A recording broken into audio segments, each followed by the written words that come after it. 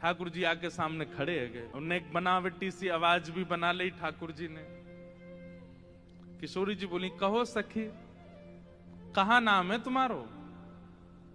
अजी मेरो नाम तो श्यामा सखी है।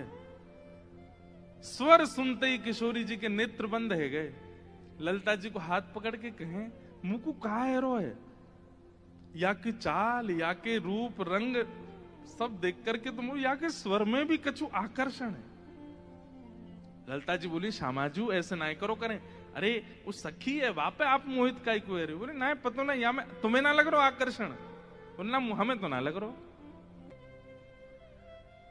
किशोरी जी कह रही हैं, अरे मैं अपने आपे तो बाहर जा रही हूं, ये सखी कैसी है, या कि स्वर कितने सुंदर।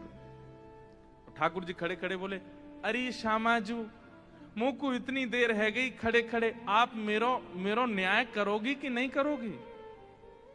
किशोरी जी बोले, अरे मैं तो ऐसे बहल गई, बताओ कहा बात है। बोले, मैं आपसे आज न्याय की याचना करवे आई हूं। मैं रहूं नंदगाम में, और नंदगाम में नंद बाबा के महल की बिल्कुल समीप ही मेरो घर है। तो विशाखा जी बोली, तो नंद बाबा के पास जाती न्याय लेवे, तुम बरसाने का को आई हो? बोले, वहां नहीं मिलेगा, यही मारे तो यहां आई हूं।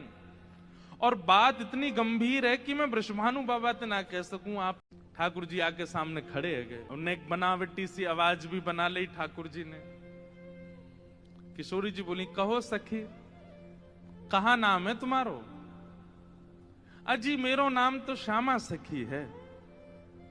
स्वर सुनते ही किशोरी जी के नेत्र बंद है गए। ललिता जी को हाथ पकड़ के कहें, मुकु कहा है रो है?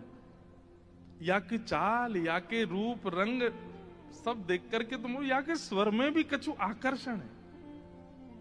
ललिता जी बोली, श्यामाजू ऐसे ना करो करें। अरे वो सखी है, वापे आप मोहित का को है। बोले ना पता ना, या मैं तुम्हें ना लग रहा आकर्षण? बोलना हमें तो ना लग रहा।